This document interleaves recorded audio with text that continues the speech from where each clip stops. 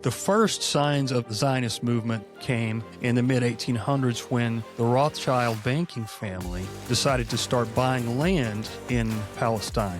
And then people who had farmed on it for years and whatnot, they, of course, kicked them out and started sending their people over little by little. And, of course, the Rothschilds had so much money that it was pretty easy for them to do. And the Rothschilds, in fact, in the modern times, they paid for the Knesset.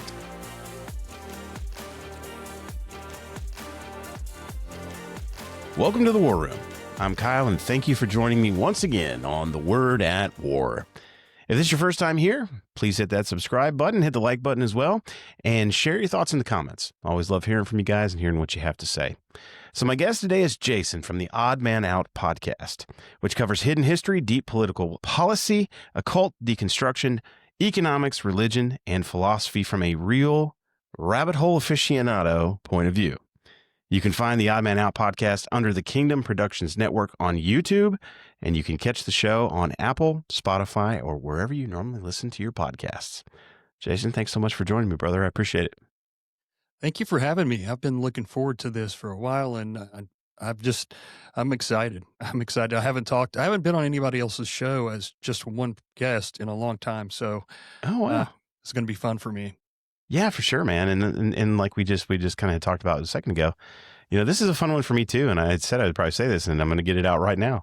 We're going to get into some things today that I'm not really great and versed in. So, a lot of times the conversations I have with folks, I'm pretty versed in the topic, or at least aspects of the topic. This one today is going to be like me going to school too, and leaning on you and your knowledge for a lot of these things. Because it's just not something that I've delved into a lot, maybe some fringe aspects of it. But yeah, we're really going to get into, Kabbalah and occult stuff that I'm a little bit more familiar with, but really this Kabbalah aspect, and we talk about the Kabbalah and all these types of things. We're going to get into some things today in the political arena too, that, I just have left me scratching my head, especially with what's going on recently. And you have spent a lot of time, obviously, with some of the things that I just talked about, kind of diving into these areas that I have not. So I've really been looking forward to this too, because like I said, I'm going to be learning a lot right alongside with maybe a lot of my listeners. So this is going to be good. Now, I will warn everybody that, for the most part, most people that listen to my show, if you're a normal listener to my show, you're going to know that you're going to get pushed sometimes. It's going to push you in some uncomfortable places. If you have really die-hard, graviton to certain things, and ideals and belief systems, especially politically, I'm going to really ask you to put on your thinking cap today, soften your shield a little bit, and just be willing to entertain other ideas that may flow against what you've been taught and what you think. Because the biggest thing that I think that you and I, Jason, we've talked about and have seen is everybody that's like, we have a lot of brothers and sisters that are really, really locked in, and they're almost putting politics and all of these other things in front of scripture and religion and their belief system. And that is really a dangerous thing to do. So I think a lot of this show today is to really kind of break and disrupt that a little bit and really refocus the kingdom, if you will, and our brothers and sisters in a lot of ways, and talk about some of the underpinnings of some of these things. So that's kind of what I'm excited to talk about with you today. And like I said, brother, I'm excited you're here, and I'm ready to dive in whenever you are. Well, I hope I don't disappoint. This is such a big topic, and yeah, for sure. It's hard for me I've done so many episodes now on different aspects of it that sometimes I forget some things. It's kind of embarrassing, but you can't remember everything. So yeah, sure. Man, let's do it.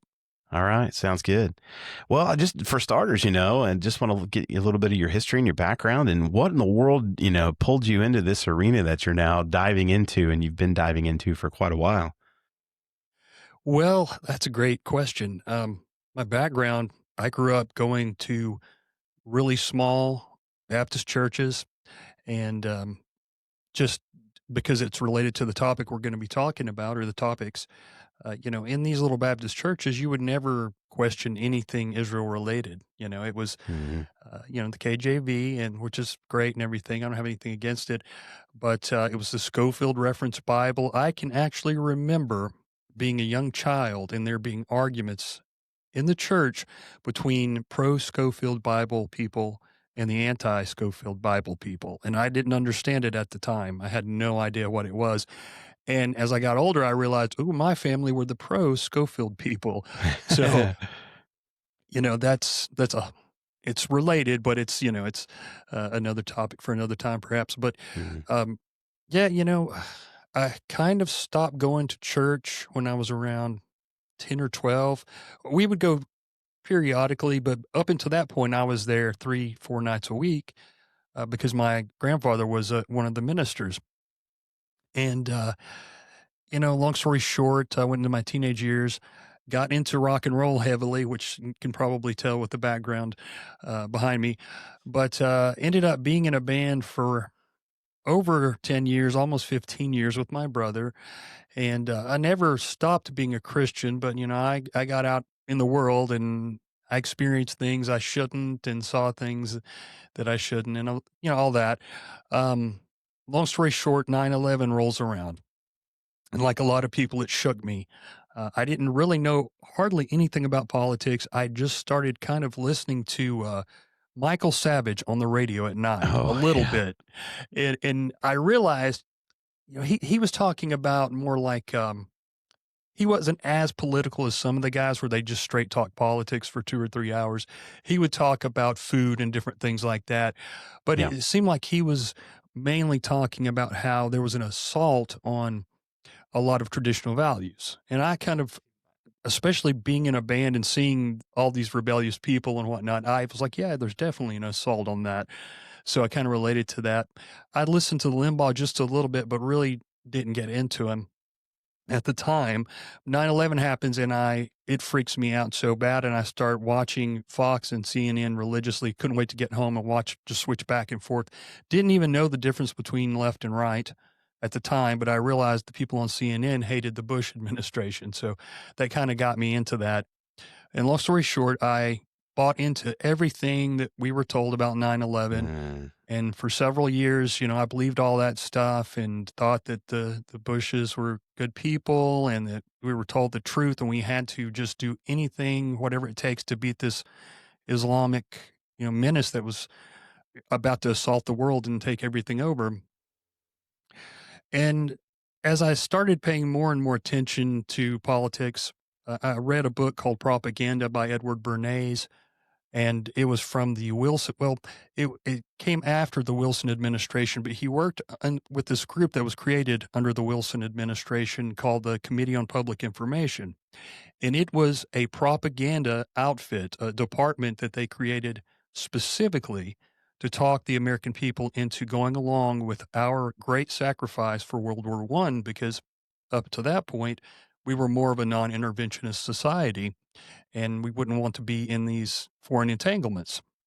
So they hired artists, scientists, pastors, teachers, you name it. It's an amazing undertaking. And using all the means at their hands at the time, radio, print, speeches, things like that, they talked the people into being okay with the sacrifice that they went through. So, finding all that out, Bernays says in his book, after learning how to psychologically manipulate mass amounts of people that they knew then, he wrote that book in 1928. They had already figured out by that time how to manipulate the American people and make them do whatever they wanted them to do. So that was an eye opener for me. And then I started paying attention to the politicians, and I'm like, hey, they say one thing, they talk a good game, but when it comes down to it, they don't deliver a lot of times. And I started to notice how they just always were pro-war. Mm. There's no, it's just a given now. And no matter what, I watched the Democrats uh, go after Bush and against the war for 8 years, vehemently, passionately. But as soon as Obama came in, he continued the wars and started other wars, and it was even worse. And, I watched the left not even care about that. They totally shut down their anti-war movement, and that was another eye opener for me. And, no matter how many people Obama was killing, or it wasn't him directly, but it was his administration, Sure.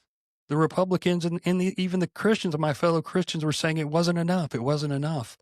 So, those kinds of things started to push me away from politics, and I got into kind of like a libertarianish type of mindset. Even kind of went into the kind of what they call a right leaning anarchist, where just didn't want anything to do with government and those kinds of things. And um, I don't know exactly what got me into the occult part of it, but I had been since the days of MySpace trying to talk to people about politics, and Hmm. eventually I would blog online and go back and forth with people, argue with them, and then conversate with them as well. And about 2019, I started doing a few videos on Instagram, and this group, the alternatecurrentradio.com, it's an online radio station. They do political talk shows and music and stuff like that. And they reached out to me and they said, "Hey, we'd like you to do a podcast on our network." And so I'd done a few, and I said, I'll give it a shot. So that was 2019. I'm up to like 217 episodes now. So Wow. um, I started it I know I'm being long winded here, but I started it No, you're not fine. really knowing which direction to take. But I knew there was this dark occult um, influence in the world that I hadn't seen before. I was becoming more and more aware of it. So I wanted to expose that and expose the propaganda and the techniques that they use to control the masses and those kinds of things. So that's kind of what I started to draw on and got into secret societies and tried to peel the onion back on a lot of that stuff. And then I was finding out about these non-governmental organizations like the National Endowment for Democracy and things like that. And I realized, you could, wherever the Soros Foundation was, you would find this National Endowment for Democracy and another organization called Freedom House. And it started looking to me like these organizations that are quasi government organizations paid for by the taxpayers were doing the same things that the Soros organizations were doing, helping to overthrow foreign governments and do regime changes and foment unrest in these other countries and stuff like that. So I started getting into geopolitics. And so now I just do whatever I feel like talking about. Sometimes it's spiritually related. Sometimes it's about occult beliefs. Sometimes it's about politics or geopolitics. So I'm kind of all over the place, but I've got several series that I'm working on, and um, the main one that we're going to probably talk more about tonight is called "Those We Don't Speak Of." I think I'm 26 episodes in, I believe. I could have that wrong, but it's about everything Zionism, Kabbalah, the early roots of the Jewish, the modern state of Israel, how that came together, how it really came together. A lot of things that we were never told.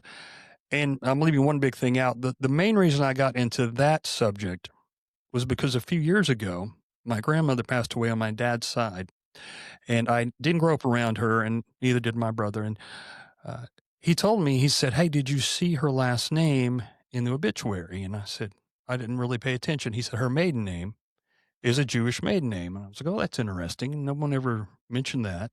Hmm. And so he looked it up, and sure enough, it was. And he found out some information from the family. And sure enough, she came here from Germany during the Holocaust with her uncle and his family. I don't know exactly, we couldn't find out what happened to her family. Uh, she never practiced, but she was a Christian. But that got me interested in looking at basically all things Judaism. So um, never really thought that I would go where I ended up going, but that's just where it took me. So Hmm. started peeling back the onion on kind of what they believed, because I thought I knew what Jews believed. Hmm. I grew up in these Baptist churches, and turns out I had kind of a Bible storybook level knowledge of what Judaism is today and what Jews are. And I have nothing against Jews. In fact, I was like your typical Republican Christian person. I would defend them no matter what they did, Yeah. up until the last few years when I really started to look at things much deeper. So, I wanted to know what they really believed and what is Judaism, and has it changed since the biblical times? And and it's a huge, huge undertaking Yeah, big time. because There's only a unfortunately few a lot. thousand years of history to dive into there, Jason. Exactly, exactly. Um, yeah, it was kind of like my series is there's no exact method to it. It's just what I was studying, whatever I'm studying at the time, and I put it in that series because it's all related. Because it would be hard to really go back and do everything in Yeah. order. But I've learned so much that it's just uh, it's unbelievable. I can't go back. You can't put the the top on the toothpaste, Yeah. unfortunately. Yeah, just to branch into that, obviously you got into a lot of things there, but I think the main thing that you touched upon is, diving into the history of this group of people. And I'm going to challenge everybody right now that's listening to this, and this is why I wanted to have this show and felt very called to have this show by the Lord. And I think you and I, through a mutual friend, through Jeremy, were able to have that interaction about the Charlie Kirk event. And, one of the things that I noticed through that, whole process and getting introduced to everybody is what your expertise was in this particular area and the areas that you've been studying.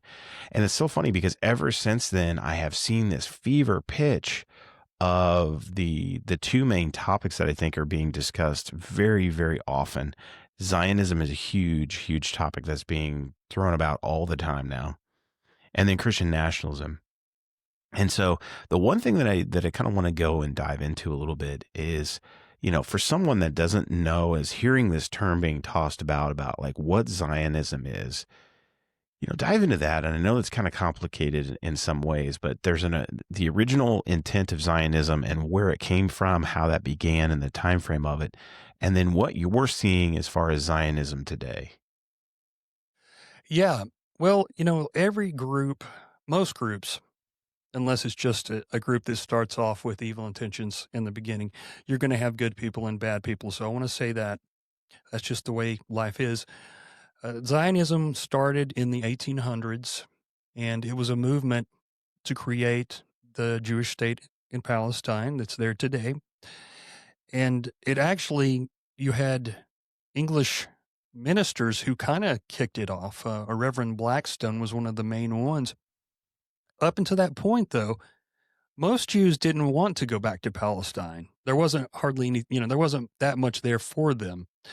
And they were they wanted to live in different places around the world. So this was almost more of an Anglican Catholic idea than a Jewish idea. If you talk to some Orthodox rabbis today, they'll tell you that they believe that the Jewish people wouldn't return to that land until their Messiah came back. They say it wasn't a political thing. It was going to be a political thing or something that happens through conspiracies and lots of money being given here and there to people in power to help them. It was going to be a spiritual thing that God would do himself. So they actually, a lot of them believe that it's not a legitimate state because of that, because it was man Hmm. driven. But money started to be put towards that very goal of somehow creating a Jewish state there, which it sounded insane at the time, I'm sure.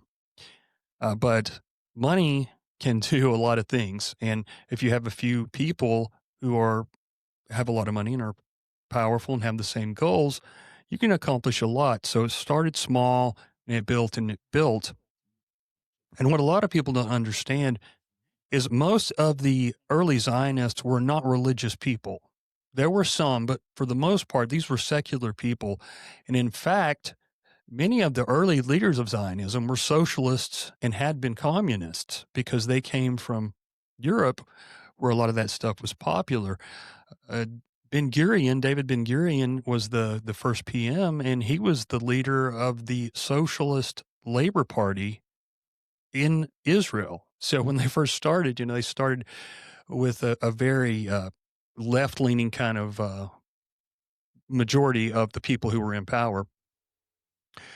But it just started off with a lot of people wanting to, with the have, I think now that I've looked at it for so long, I've kind of been able to kind of change my mind, go back and forth on some of the reasons. Now I believe that some of these people wanted to have an empire that they could create in the Middle East to because there were a lot of wealthy people. You usually only hear about the Jews who lived in the ghettos and these type of things, but there was a lot of wealthy business owners and bankers and people like that who were pushing Zionism more so than even the smaller time people. So I believe that they had an idea that they wanted to create an empire there. The interesting thing to me there is that this was not a religious movement, right? I'm like, Right. I agree, because I think the thinking is, oh, we're reestablishing, the land that God gave us. It's been over time, it's basically been taken. Mhm. We've had our, Palestine has been named Palestine after the Philistines, which is true from what I understand, and you can correct me if I'm wrong there. We've had a lot of history here. The Romans got fed up with us, that they're the ones that named it this. We've been flushed out of this area. And so I think the connotation in the thinking is that this, at least from my aspect of it, and I don't know how many people would agree with this, but that this was a callback that God is bringing his people back to the homeland. And it seems like this actually, based on what you're saying, was not necessarily the case.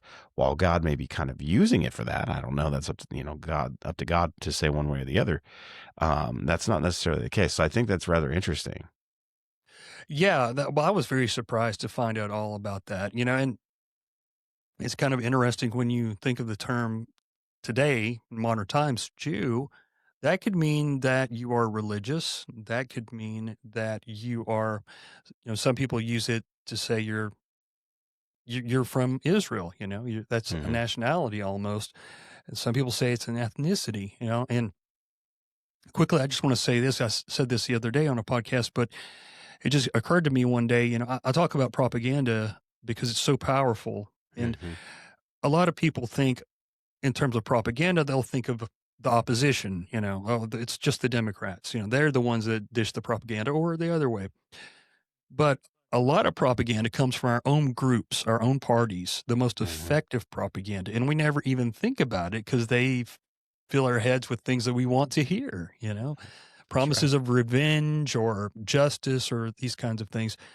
And so I believe that a lot of propaganda that came out of the Zionist movement and still comes out of the Zionist movement, maybe even more so today, is so powerful because it's not just like it's a religion, just it's not an ethnicity, it's not a nationality, it's all three. And all three of those things are very emotionally driven things that Hmm. people will fight over, kill Oh over yeah, even.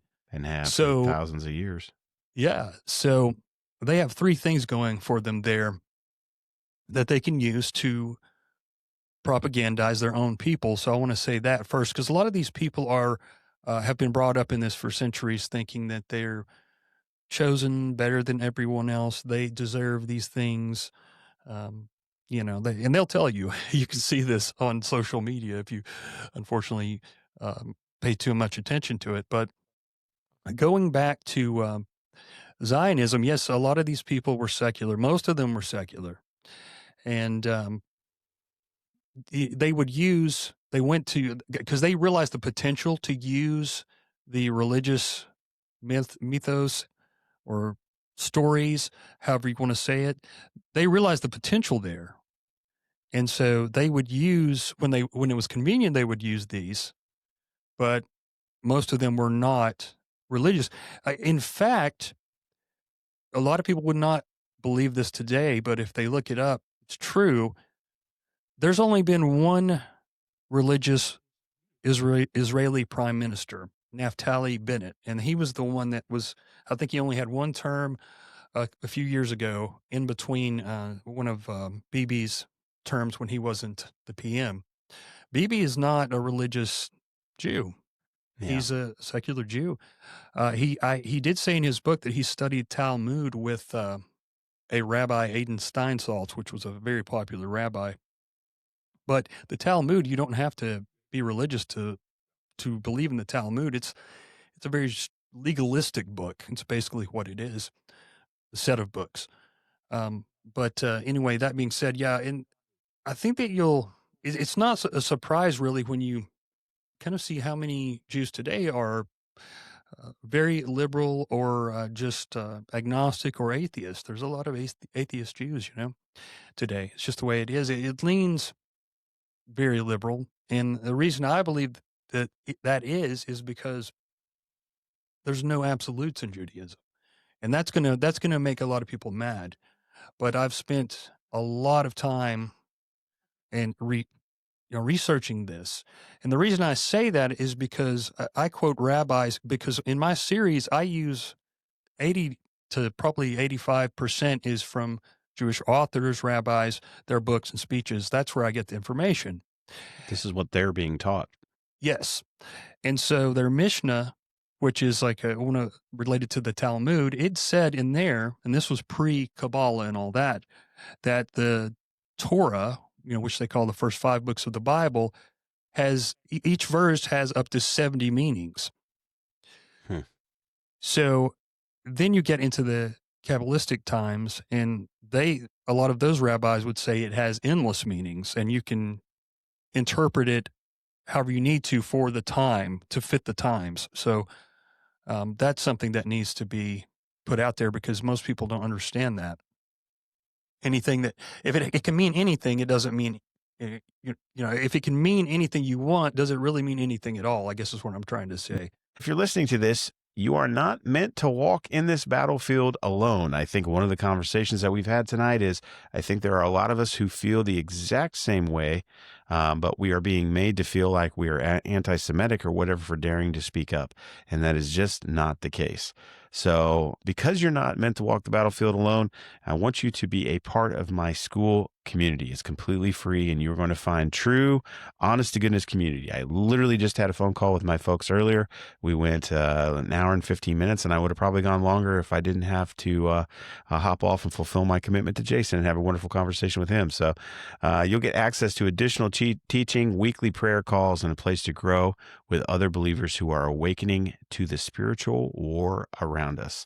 So all you need to do is go down to the description to find the link. Which now, just for anybody who's not familiar with this, or maybe you've heard this term before, just so we can do a quick explanation, please explain the Talmud to everybody that is maybe not familiar with this. Well, the Talmud is a set of 60, I want to say 62 books. And what it is commentaries on the first 5 books of the Bible. Yeah, the Torah itself. Yeah. And Jesus spoke of this. It was before the Talmud was officially put together. He called it the tradition of the elders. He said that he chastised the Pharisees and said they were following the traditions of men. And this was the beginnings of the Talmud.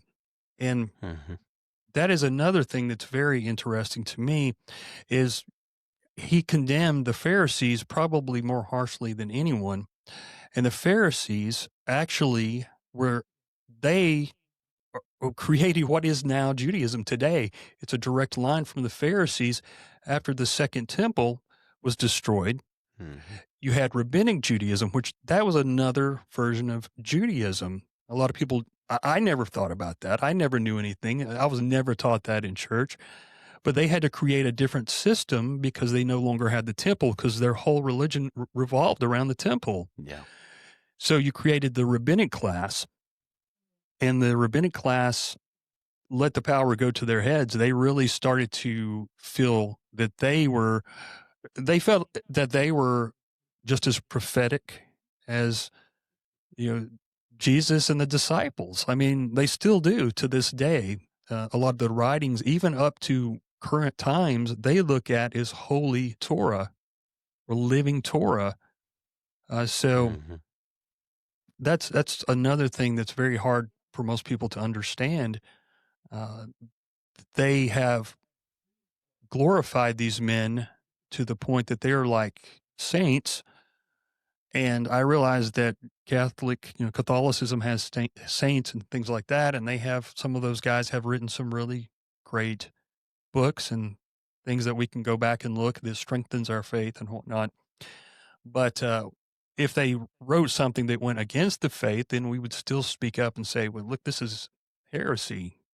this is going against what Jesus said or the tenets of our faith or, those kinds of things. But these guys, they have so much leeway. They can interpret things just about any way they want, and especially to fit their politics or to fit the social issues that they may be wanting to push. And it's hard to argue with somebody who can say our holy books can say whatever they want. Yeah. That's tough. Yeah, and it just to tie this into some things that we're seeing now of how these rabbinic writings are really throwing a wrench into the works. And again, Jason, this is more your arena than mine, but it seems to be what's caused some of the problems with like the red heifer sacrifice is, you know, there's one camp where you have the American that actually owns the cow, all the cows, Yeah. who has said, you have fulfilled Torah, you have fulfilled actually scripture. And then because of the rabbinic writings and all of these other Talmudic writings, the rabbis actually say, well, no, we haven't. And so we have this almost this fracturing that's happened inside of that where, it's going to be really difficult for them to actually get a red heifer that's willing to, qualified to be sacrificed because they have used the Talmud to put so many restrictions and additional things that need to be done in order to fit the rabbinic writings versus just what would be checking scripture and Torah. Mm. So it seems to be a good example of how the Talmud has really complicated one particular issue, let alone a bunch of different issues. Is that a fair statement? Absolutely. Yes. And what a lot of people don't understand too is, and I, again, had no idea, is a lot of these young people who go on to be rabbis or, they could be in any profession. They are taught the Torah, the first 5 books of the Bible, through the lens of the Talmud. They don't Mm, even read most of the times the actual Torah. There's a few lines that they'll say in church in their synagogue, but that's just like a memorization type of thing. They don't yeah. actually consult the real Torah. They consult the Talmud. I've read on my show from multiple rabbis saying that the Talmud is the most important books. It's not just one book. It's like I said, I think it's 62 or something like that. But it's more important than the actual Torah. They Mm, talk about this living Torah. They talk about the oral law, which is the Talmud, supposedly, and they're open about it. The oral law is more important than the actual written Torah. And they try to claim that the oral law goes back to Moses. And the deal is they say that when Moses went up on the mountain, God gave him an oral law, and then he gave him the law to write down. And, every now and then you'll actually read from an honest rabbi who will say, no, that's not the truth. We yeah. wrote the Talmud over a long period of time. And that's well known. Yeah. It's very well known that it wasn't finished for many, many years. And there's a Jerusalem Talmud, Palestinian Talmud, and a Babylonian Talmud. And the Babylonian Talmud is the main Talmud, which I think is very interesting because we hear a lot about Mystery Babylon, the Mystery Yeah. Babylon religion. And I said on my show recently, which I'm probably wrong about this, but wouldn't it be interesting if Mystery Babylon is right there in the Talmud? And how many Christians know about the Talmud or know what's in it? It would be, most rabbis don't even know what everything that's in it because it's so many books, but most people are clueless. And, they have no idea what's in there, and they have no idea how much that these rabbis respect the Talmud. Yeah, it's not coincidence at all when you said that. It made me sadly giggle, I guess, is because what I see there is we see a continued pattern that we can see all throughout scripture of the drawing close to the Lord and then falling away. And every time they would fall away, it was always to chase after the gods of the Babylonians, basically, or some other false god, right? A lot of times it Yep. would be the same gods as the Babylonians, same practices as the Babylonians. I mean, when they get taken out of the Babylonian exile, right, that they literally go back in and they make sure that they can't repeat some of the same things that caused them to go into the Babylonian exile. And they fill the valley of Gehinnom with trash and light it on fire so they can't sacrifice their children who would be impure and all these different things. And so it doesn't surprise me that we have this cyclical pattern that is now repeated again today with them falling back into kind of a Babylonian way of operating. So one of the things I kind of want to dive into a little bit, and we're going to rewind and go back to kind of Kabbalah and all that here in a little bit, but I want to kind of look at it through the lens of the current administration, current times from this particular topic of Zionism. So we kind of talked about how Zionism began. What are you seeing now when we talk about Zionism? Because it's getting tossed up all the time, and it seems to be a very huge point of division that's being propagandized and nurtured in a lot of ways versus what we had before. Is it similar, different, or what do you see there? Similar that in as a like when it would originally Yeah, began, compared to or like how it originally began, and like, is there a difference between what we see now versus how it began, and how do you see it being used in that division? no, I think it's exactly the way it was then. It's really another really interesting thing that I found once I started to investigate this stuff is the early Zionists were absolutely honest about their goals. They talked about being colonialists. You're not even supposed to say that. People will say that you're anti-Semitic if you say they're colonialists. Sorry, my No, mouth is you're dry. fine. But but they openly talked about that. Zev Jabotinsky was the revisionist Zionist leader, and in one of his famous speeches called "The Iron Wall," I believe that's the one, he openly talks about being colonialists. They talk about the leaders will talk about, yes, we're taking the Arabs' land, and because we're colonialists, and we're going to do it no matter what. They're just going to have to deal with it. I mean, they were very open about that. One thing that I should have mentioned is really the first signs of the Zionist movement. The first real changes came in the mid 1800s when the Rothschild banking family decided to start buying land in Palestine. Hmm. And there were what they call absent tenant landowners, Arab landowners. They bought some of the land from them, and then people who had farmed on it for years and whatnot, they of course kicked them out and started sending their people over little by little, and just started taking over more and more and more. And of course, the Rothschilds had so much money that Yeah. it was pretty easy for them to do. And the Rothschilds, in fact, in the modern times, they paid for the Knesset, the actual Knesset you see all the time. They paid for a national library, memorial gardens. They've put so much money into Israel. It's just unbelievable.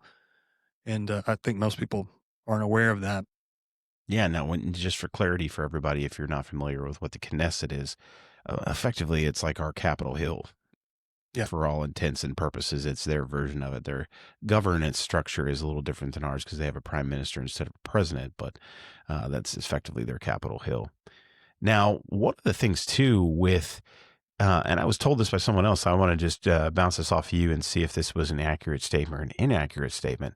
It seems like this last time when Netanyahu actually was elected, he actually was kind of riding in on this new wave of religious party that has kind of come to power, who really has, especially a few of them, I want to say it's like the equivalent of their defense minister.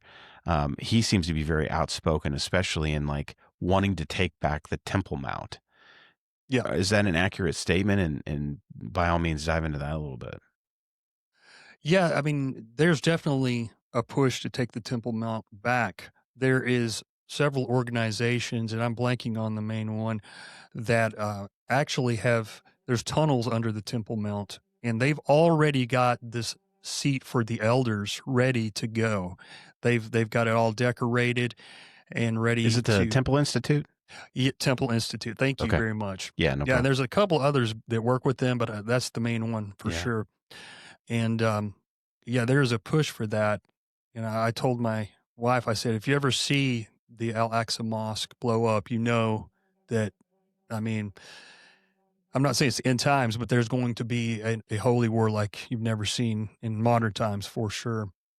But they're definitely wanting to do that. And yeah, BB, he's in the Likud party, if I remember correctly, the Likud party. And that was started by, or at least uh, influenced by the guy I mentioned earlier, Ziev Jabotinsky. He was a guy from Poland. I mean, hardly any of the leaders there are from the Middle East. Most of these guys are Eastern Europeans from different places. And Ziev was he was the guy who said we need to take Israel by force. And he was kind of competing with David Ben Gurion, who was more of a socialist, he wanted to do it at least diplomatically, quasi diplomatically. But Jabotinsky was like, we're going to do it. He actually had his troops trained because he was a big fan of fascism. This sounds crazy, but it's absolutely true. I've got Jabotinsky's a book about him. It's a pro Jabotinsky book, but his troops went over to Italy and trained on one of Mussolini's bases. They each actually would call Jabotinsky the Jewish Mussolini. But that being said, the Likud party is a right-leaning party and more right than our conservative party here. It's Wow. yeah, but How do they keep they're not standing the up? worst. I'm not sure. Yeah, exactly. But they're not the worst ones. I believe I can't remember the actual name in Hebrew, but it's something like the Israel Power Party. It translates in English. And so those two parties, this last time, they joined together. And that party has some of these hardcore rabbis who are, they're basically supremacists. They're Jewish supremacists. There's no Is other it, way to say it. sorry to interrupt you, is it Atzmat Yudhit? Yes. Yep. Is that the party? I just did a quick Yep. search Yep. on it. Yep. Okay. I can Sorry to never interrupt you. remember that. I'm terrible Yeah, with those no, names. don't blame me. I wouldn't be able to do it either. When he first got reelected this last time, there was huge protests, and they tried to keep those out of the Western media, but it was pretty bad. I wondered if the government would be overthrown, but they somehow got it underway. And a lot of people, I don't want to get into conspiracies, but a lot of people said because of October 7th, that was the best thing that happened to BB, because he's not only did they want to get rid of him because they didn't approve of him, but he's under these, he's got different charges for, I can't remember if it's bribery or what it is, but, he's had to go to court several times, and Trump's asked the Israeli government to forgive him, to pardon him. Oh, wow. So anyway, I'm sorry, I'm getting off track here. No, you're fine. We're going to wind up going there anyway. So by all means, we'll get there, but go ahead. But yeah, so they definitely, it's a very, I mean, there's no other way to really describe it. These guys are supremacists, and they really don't care who knows it, and it blows my mind that so many of our fellow Christians support this kind of thing, because these guys do not like Christians. And Yeah, this they is don't. another huge thing that I wanted to get out there. So the Orthodox, all the Orthodox are Kabbalists, from what I can understand. They all practice Kabbalah, and it's not just the Orthodox. The Reformed Jews, they practice Kabbalah too. There's a very popular Reform rabbi over there, Michael Laitman, and he's written tons of books about Kabbalah. And even the conservative Jews now, I've done some research online, and you can find where they're teaching things about the Kabbalah. So when people see these Orthodox guys, I don't think they realize quite what all they believe, and the Kabbalah even goes further and says that the Torah has as many meanings as you want it to have, basically. And it gets as crazy as any occult belief system. And so in the Kabbalah, they teach that and I don't know, excuse me, I got to shorten my mic. That's all right. This came about, I think this, from what I can tell, this belief came about in the Middle Ages that Christians in Rome, because they see Rome as the ultimate evil, because they say Rome destroyed the Second Temple, they are called the descendants, the offspring of Edom. And many people remember Edom in the Old Esau. Testament. Yes. And so they say that they are Esau, Edom, and Christianity and all of the West are Esau and Edom, and that America, as they say, will fall because they are the enemies of the Jews. You know, that's the way they look at us, even though we've done so much. I mean, who could have done more for them than this country? It's unbelievable that they see us like that. But, you know, and some of these rabbis are very open about it. They're very adamant about, and I've got videos, I'll play clips on the show and stuff, but they see us as the ultimate enemy because of that temple. And that rabbi that I spoke of just a second ago, the Reform Rabbi Michael Laitman, I read a book by him recently, and he had a story in there that I thought was interesting. He dedicated a whole lot of time to it, actually. And he says that really Rome didn't really even destroy the Second Temple. He said that what actually was the downfall was, yes, they were trying to get into the temple and breach the walls, but there was inner fighting between the Jews inside. There were different factions, and he goes into detail about this. And one of the factions started burning the grain. So then a famine came upon the people. And then people really started to fight, and people started going mad and doing all kinds of stuff. And he's got quotes in there by these different Roman generals and Roman higher up people in the military. And they say when they got through the walls finally, that they said, one in particular, we could have never hurt the Jews as badly as they've hurt each other. They were astonished, the Romans, at what they had done to each other. There was cannibalism and all kinds of horrible things. In Laitman's book, he's basically saying, in it actually sounds right to me, that if they actually followed God's directions and listened to God, that these things wouldn't have happened to them. So that's, I guess, his reason for writing the book, which I can't argue with that. Well, it tracks about what, with what we see of the, religious system at the time. It's completely corrupted, obviously, because if you're talking, 40 years after Christ was, here, which isn't happenstance and coincidence either, that it's about 40 years. I find that to be not ironic at all, because we're talking about 70, I think it's like 70 AD, right? So, they can blame Rome all they want, but they were so corrupted by the time even Jesus came along.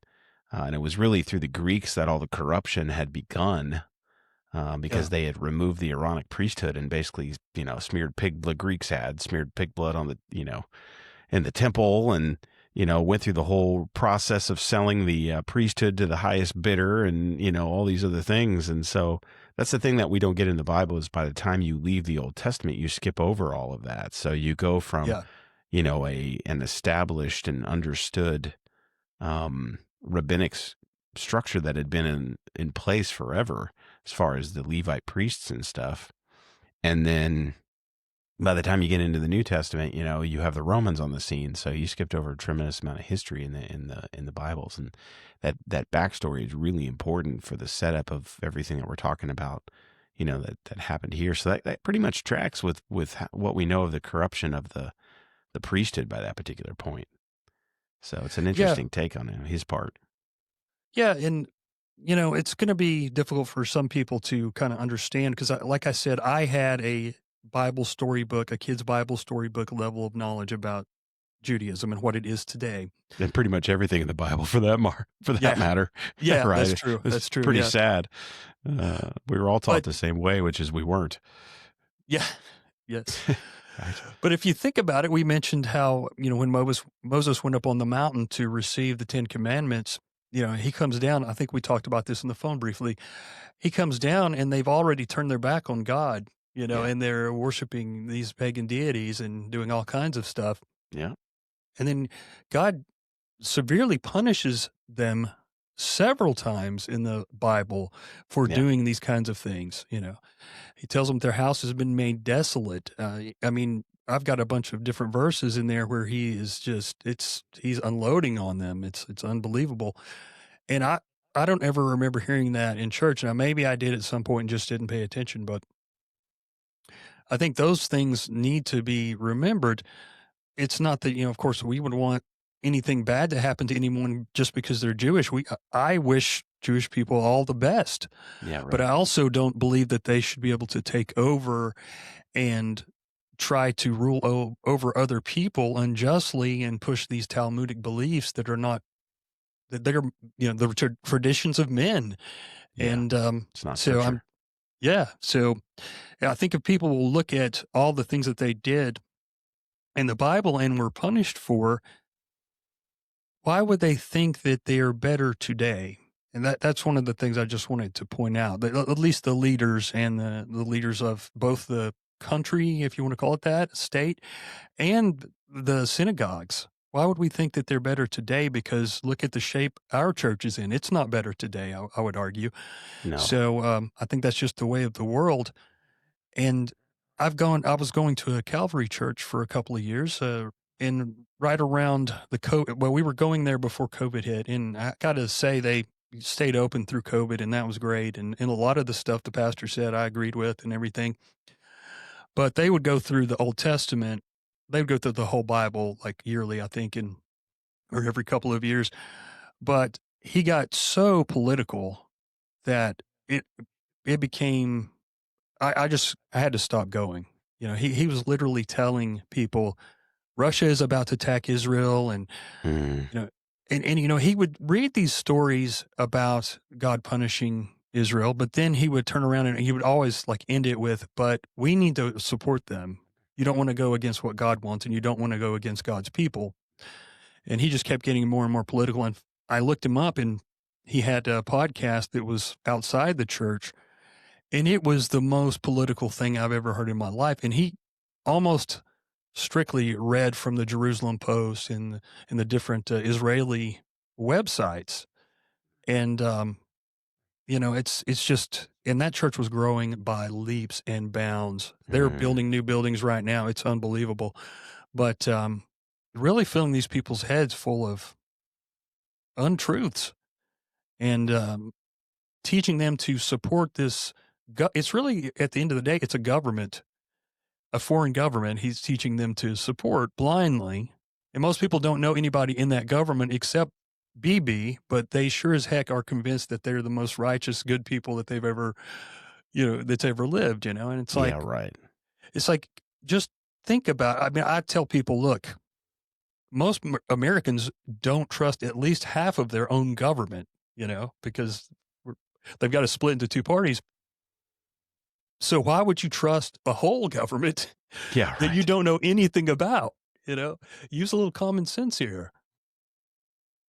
Yeah. It's kind of terrifying, right? I'm like, I think I've been just so disillusioned with the whole political system. And it's so funny too, these polls even have been taken over. And I see some of these polls and I just laugh at them now. But, it's the system is so broken and so corrupted and so obviously broken and corrupted. It's like, how could you take any of this serious and like pay attention to the propaganda that is just being spoon fed to you and like shoved in your face? And Yes. and I see this, and the Zionism thing is becoming a huge point of contention. And so I think that was really important for us to talk about and kind of explain. So hopefully that's helped people kind of understand what this is. What are some things that you have seen the Israeli government do that are completely, non-scriptural, where it's like, why are we supporting this? If you could provide like some clear-cut examples of that. Well, the main thing is just they have a system where they call it mowing the grass, and they just will go in and just annihilate areas. They don't look for civilians. They don't care about that kind of stuff. They just go in there and they call it mowing the grass. Jeez. Collective They have collective punishment. They have a system called the gospel. They have several systems that are AI driven, and it will follow people and they wait to the people get to their homes, suspected Hamas or people they don't like. It kills the whole family. Whoever they go home to, it destroys the whole house. Those are the kinds of things that they do. And people don't understand that a lot of these wars that they've gotten into, they have what I call permanent victim status. And that allows them to do anything they want. And the reason they have that is because they're somehow almost totally protected in the media here. The media never shows all the horrible things that they do. You really have to look for it. I mean, people were starting to see that on TikTok, and they had to get TikTok. They told us China, we got to buy TikTok because China's spying on us, like they're not spying on us. Right. But, and we were told, don't say that the Jews are trying to buy TikTok. But then you would have Steve Mnuchin. He was the first guy I saw, a Jewish fellow who was in the Trump administration. Trump appointed him to the Treasury last time around. He was a Soros guy. I never thought I'd see the day where the Republicans would have a Soros guy as a treasurer and think that it was a good thing. But, he was the one that said, we're getting a group together of investors to buy TikTok. Now, I don't know if that was the same group that actually originally ended up buying it out. I think that Larry Ellison actually had something to do with that. And he's another Jewish fellow who's given tons of money to Israel. But that's the main thing. I mean, they have a saying from the Talmud called rise and kill first. And so they believe that it's a godly thing to kill somebody if they might kill you. And that's kind of, you could say that about anybody. Hey, my neighbor he's thinking about killing me, so I'm going to go over there and cut his throat in his sleep, which is horrible to say, but I'm just saying, you could say that, you could use that kind of mentality. So that's the main thing. It's just, they still live in this tribalistic world it does go back to Old Testament times. They're still in that mindset that they are the chosen. Everyone else has to go if they get in the way. They teach that, and this is crazy. And I thought it was crazy too, until I saw a couple of rabbis say it. Then I looked it up. They say that when the Moshiach, that's the Messiah, comes back, every Jew will have 2,800 non-Jews he will lead to teach Torah to and to do whatever else. Basically slaves. Mm-hmm. I call them Torah slaves. But they're so, the way they think of other people, and it's not just Palestinians or Arabs, it's everyone else. And not every Jew thinks this way by any means. But in their teachings, this is in their holiest of holy books, they teach these things that are just horrible towards other people. That's the reason that I believe in my heart of hearts. It's not the only reason, but that they've been kicked out of so many different places, because once the people that lived there start to realize that the Talmud speaks horribly of other people, and that they basically teach that they're going to take over, they realize these people are here to infiltrate us and take us over. They see it as a threat, Mm-hmm. And so I think that's part of that. Yeah. And again, challenging everybody listening to this or watching, don't take our word for it. You've heard me say it 80 million times. Just go listen for yourself. Go dive in and dig into some of these things yourself and verify things for yourself. Do not accept what is being spoon-fed to you. And the other thing too is watch the actions and weigh it against Scripture. If it is not in line with Scripture and what God says is and is not okay, then it's not okay, right? Yes. It doesn't matter who is perpetuating it. They don't get a magic hall pass just because they are God's chosen people, quote unquote. Yes, they are God's chosen people. No doubt about that. If you belong to one of the 12 tribes, you are of God's chosen people. I'm not going to deny that for 2 seconds. But wickedness is wickedness no matter who is perpetuating it, whether it's a non-Jew, a Gentile or a Jew. It doesn't make any difference. God has very clearly outlined the rules of the playing field for everybody and every single one of us. So it doesn't just give them a magic hall pass. And I can only think really of two nations on this planet that probably could get away with anything and have gotten away with anything that they really want to do to their enemy and not face any kind of true international condemnation to the point of punishment. And one of them is them, and the other one is us. And that's the truth.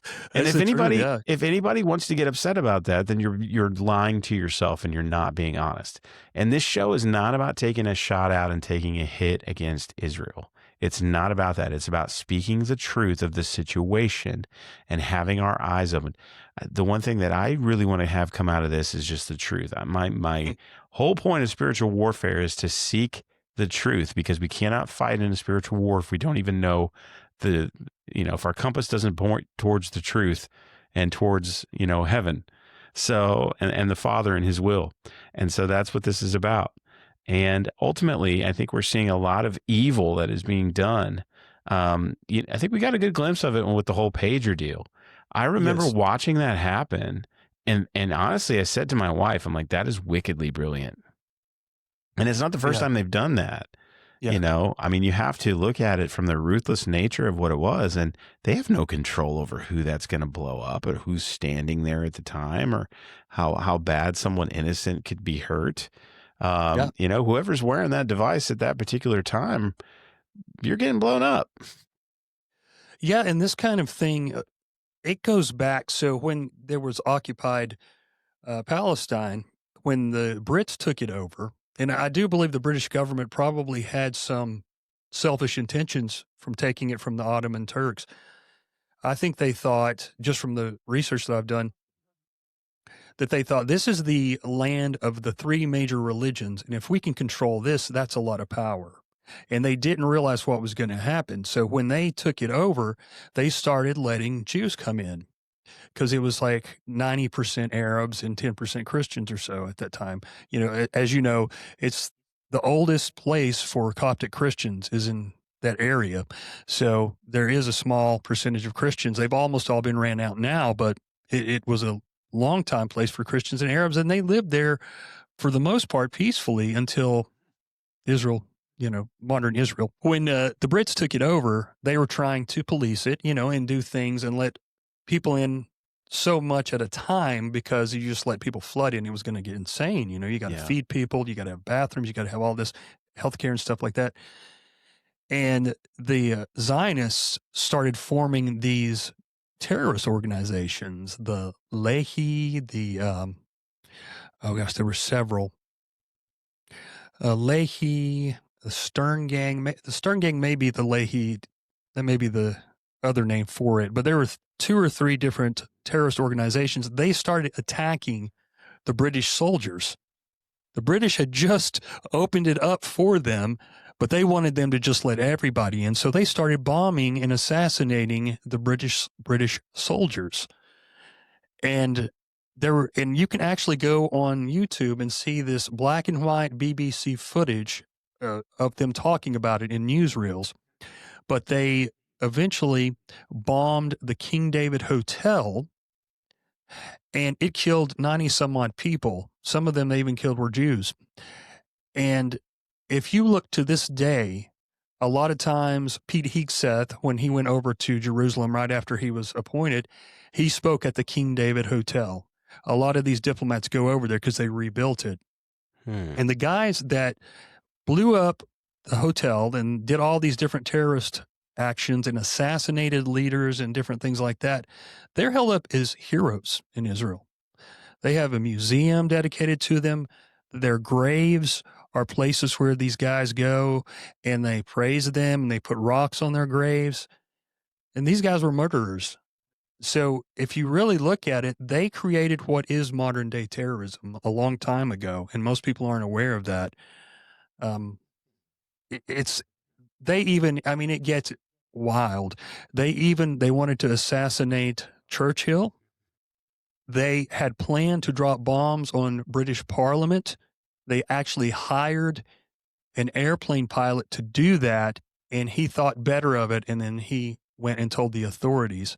They tried to get poisonous mail delivered to Truman before he finally, gave in and helped them to create the state. But it's just crazy what they were doing, and almost no one here in the United States knows about it. No, I'd never heard of this before until you brought it up today.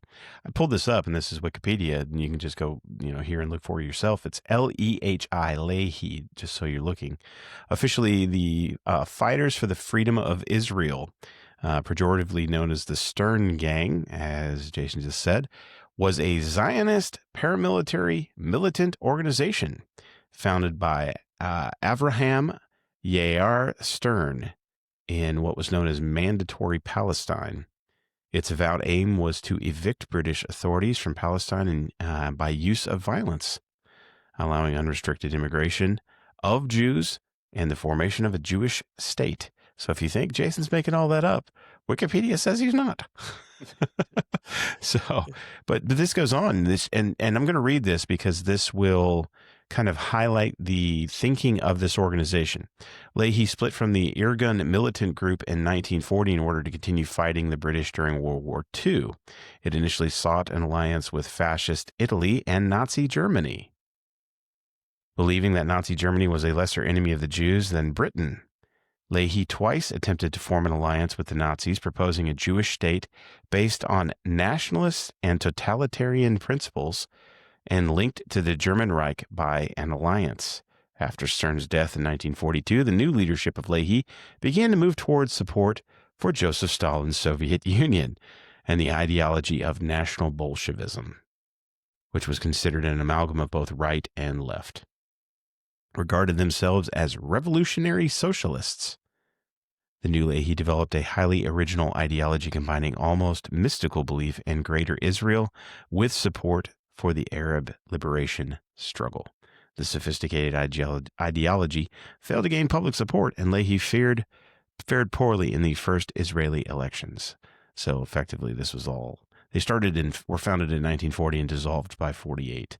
But if you think, like I said, Jason's making that up, go on Wikipedia and read for yourself. So there you go. Yeah, the other group you mentioned, Irgun, they were formed. I don't know if he formed them, but the fellow I mentioned before, he was the Zionist leader, Zev Jabotinsky. I think that he formed it, or he was one of the early leaders. But yeah, they were one of those terrorist organizations, and several people went on to be PMs and high-level leaders in the Israeli government from these terrorist organizations. So that's, and again, you go back, a lot of the early Zionists were socialists and had been communist, and I'm sure some were probably communist leaning. And, I didn't talk about this because it's kind of a different subject, but I think you briefly mentioned it. The Bolshevik Revolution is a whole nother, you're not supposed to say this, but most of the leaders of the Bolsheviks were Jewish. They just were. Mm-hmm. Now, most of them were secular Jews, but they were Jewish. That's just the way it is. And it's not so hard to believe when you think about, Marx was obviously Jewish, and no, he wasn't a practicing Jew, but he came from a family of rabbis. He was Jewish, and he started all that. It's like Dennis Prager says, Jews started all the isms. And they really did. If you start to think about it, most of the isms, even with you take objectivism, that's Ayn Rand. Her last name is Rosenbaum. Milton Friedman's known as the great classic liberal who served under Reagan, oddly enough. Marx, I mentioned. The most popular libertarians, Murray Rothbard and others, are Jewish. So Prager's right about that. They really did seem to start all these isms. And I can also relay that back to Kabbalah, because they're taught in Kabbalah that their goal is to repair the world. It's called Tikkun Olam. And so that is every Jew's goal. And hey, that sounds great. Repair the world, do your best, go out and do works that are good anyway. As Christians, we don't believe that works will save us, but we believe that is part of our faith, to do good things. But they're more work-based. And, I guess it's what I'm trying to say is what one person says is doing good works may not necessarily be good works to other people. And it seems like their good works so often are really about building up this foreign government and this foreign nation, the things that they do. And you're called an anti-Semite for suggesting that they care more about that place than the United States or Britain or wherever they're from.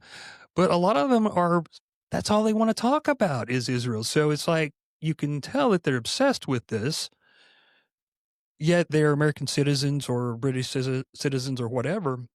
They're telling you that they care about it more, basically. And Yeah. if you say they shouldn't be dual citizens, that you're an anti-Semite there. It's like you can't win. It's like, why would the citizens of any nation want their representatives, so-called, to be able to be citizens of their nation and another nation? That's insane to me. Yeah. So I guess let's dive into the Kabbalah aspect a little bit, and I want Yes. to come back because I want to also get into the current administration and what's going on in the partnership with Israel and what you see is going on there. But in order to do that, let's dive back into Kabbalah itself. So, for anyone that's heard of this before, I've heard of it, but I don't know much about it, and I haven't studied much about it. And you've touched upon it a little bit, but just if you could dive deeper into that and explain what really this is, its birthplace, and kind of all of the underpinnings of it. Yeah, so it's a big subject. I mean, it is humongous. It's never ending. And we know about it a little bit because Madonna was a Kabbalist at the Kabbalah Center in New York a few years ago, and I think Rosie O'Donnell and a few celebrities, and that's when I first started hearing about Kabbalah. I'd Mm, never even heard of it before. But it's a lot more than that. They claim that it started, again, a lot of them will say it goes back to Moses, and Moses was handed the Kabbalah, or they'll even say that Adam was given Kabbalah by God and handed it down from generation to generation. But from what I can understand, it started in medieval times. Now, they may have had oral traditions that are not traceable before that were mystical, but it really seemed to me after, all these different, after the times where all these people, really the printing press, I think that's what spurred it on because people started finding out about other religions and they could read about these other belief systems. And of course, you had the Reformation that kind of opened up things in a certain way. So they call it, the Kabbalah means the receiving, and they have a bizarre way they look at God, and it's almost so complicated it's hard to express. But basically, it's a mystical, magical. It's as occult as any other New Age, Gnostic, or secret society. It's as occult as all of that, and they have a lot of the same beliefs: divination, reincarnation, mm. uh, magical amulets, spells. They teach that you can use, and they have all these different names for God. You So can Mystery use, Babylon. yes, yes, I mean, effectively, I mean that's all what you just described, pretty much. yeah, and I assume that they took some of those beliefs maybe They from probably that did. time period. A lot of that Hmm. stuff was handed down. Let me say this real quick before we go right back to that. Is a lot of people. I always thought when the Jews gave in and went and started worshiping these pagan gods, it was like a short period of time. They just kind of, you know, veered off to the right a little bit or left or Yeah. whatever you want to call it and got confused. No, I mean, there's several instances where they worship these pagan gods for several hundred years. Yeah. So this wasn't just like a short period of time. It had to at least, I think it had to have carried on to some point into modern day in their culture. I mean, King Solomon's probably their highest, their most lauded king of all time, and he made altars to these pagan gods. Yeah. He put a lot of effort into it. Yeah. This was one of the failings at the end of his life. Yeah. Was this. And just for clarity, I want to say that the kingdoms, because you have a northern kingdom of Israel for anybody that's not familiar, and a southern kingdom, right? You have Judah, and then you have the northern tribes, right, of actual Israel. They would consider themselves Israel, and then you have Judah and Benjamin that were Jerusalem area. Yeah. You know, I think the kingdom, or Solomon, died in like 922 BC or somewhere in that time frame, 900 and something BC. And, you know, we have the northern kingdom that we can read in scripture that's being warned, as with the southern kingdom, over and over and over and over and over again. You better turn from your wicked ways, or I'm going to wipe you out. Yeah. And all of the prophets, you can read all of the prophets, pre-exilic prophets before we had the exile, and post-exilic, you know, warning the same stuff, because we're falling into the same traps. But, you know, we have the northern kingdom that's the first to go. They get taken out by the Assyrians in like 722 BC. So just to highlight your point, you know, this has now gone on for at least 200 years at this particular point. And then we have the southern kingdom that they don't fall in line either. And so God winds up having the Babylonians come in and take them out, like I think 40 or 70 or some odd years later. So this has gone on for 300 years at least at this particular point, probably much longer.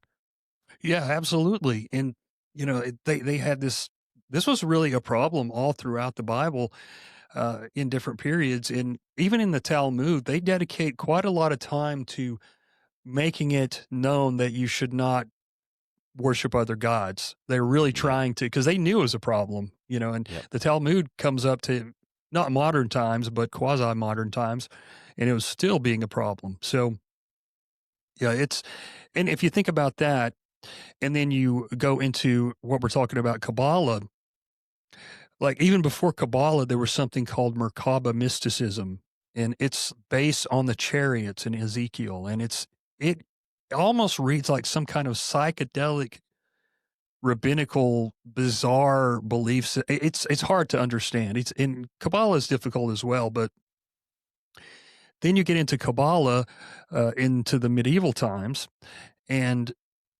it's basically endless things in the Kabbalah that they believe. They can twist anything. It's they say people go crazy trying to learn the Kabbalah, and I think it's because it can mean just about anything you want it to. And a lot of people, you know, are just there's no, like Christianity. We do have a set of values, a set of laws. You know, we have the Ten Commandments, which is the Jews were supposed to adhere to as well, and all these different things. But in this belief system, it's kind of like anything goes, and it's got all these occult aspects to it. And you know, they'll take I was talking about, they'll take the like parts of the names of God and combine them and make magical spells. They'll do the same with angels. Um, Mm, they'll even make backward spellings. And of course, they'll say it's to ward off evil and stuff like that. But yeah. you know, as I got to researching it, there is a lot of what they call angelology, which is basically magic using angel names and different things like that. They talk about how they can basically control angels and have them do their bidding, you know, Yeah. those kinds of things. It's all the same stuff that's in this, you know, like the Crowley, you know, he had a demon that he consorted with, and Alice Bailey and all these people, Helena Blavatsky, these occult people, they were talking to these entities, or they thought they were, or whatever. And, you know, a lot of that stuff the rabbis were doing, and I suppose they're doing it to this day to a point, because that's in their teachings that they care so much about. I mean, why Yeah. would they stop? Right. Wasn't there, I forget the name of the text. There was a text supposedly that I think maybe it was a Gnostic text or whatever, on that supposedly claimed that Moses, or not Moses, I'm sorry, Solomon, I believe, had this ring that he could use to actually control and command demons. Are you familiar with this? I remember something about that, and there is in the Talmud, when he was building the temple. It's crazy. He needed something to cut the stone. This is, you know, and this is again the Talmud, and he was so. two rabbis, or I think they called them sages or something like that. He consulted these guys, and they told him to get with the demon Ashmodai, and Mm, Ashmodai could help him find something called a shamir. And according to the Talmud, a shamir is some sort of worm that can cut stone. mm, And so apparently he got this shamir to cut the stones for the temple. I did a showing it a few weeks ago. The temple he actually designed, from what we know from different pagan temples. So he took a lot of that stuff. So, I mean, I don't know what that means exactly, but it is kind of interesting that yeah. he was certainly influenced by these other cultures and their religions. Yeah. So one of the things that you've kind of already alluded to, and we can definitely get into as well, is it seems to be the formation and the backbone, if you will, of a lot of our esoteric secret societies, occult practices we've already talked about. But I am a former Freemason. I was in for about a year and a half, and I saw enough things and felt enough unsettling things in my spirit, where the more I've learned now, since I've left about things, looking backwards, because I actually experienced it, right? Seeing things. And I got out early enough where I didn't get deep in, but I saw Yeah. enough in hindsight where I'm like, no wonder why my, Holy Spirit senses were tingling off the charts, right? And I couldn't reconcile things. And I felt that I absolutely had to leave. So dive into that because it does definitely seem to be the underpinnings of a lot of these types of secret societies. Yeah. Well, with the Freemasons, I don't claim to be an expert, but I've done quite a few shows. And again, I read from their books. I read a little bit from other people's books, but mostly from theirs because I want to know exactly what they believe because anybody can say anything at this point, Yeah, and they do. Yeah. Oh, yeah, for sure. They're blamed for everything you can Yeah. imagine. It's the Masons or it's the Jesuits. Right. It becomes this blanket term to blame everything on. And that's kind of a shame. But yeah, definitely Kabbalah is a big influence on Masonry, and uh, Albert Pike talks about that in his book, and he talks about how he actually mentions a couple of rabbis in Morals and Dogma, but I think if I remember right now, this may just be the Scottish Rite. It's been a while since I've done the shows on it, but I think every level you have a Hebrew letter for that level to represent it, or that degree. And one of the interesting things that I was reading from, I can't remember which Mason it was now. It was Might have been Mackie. it wasn't Mackey. It was J.D. Buck.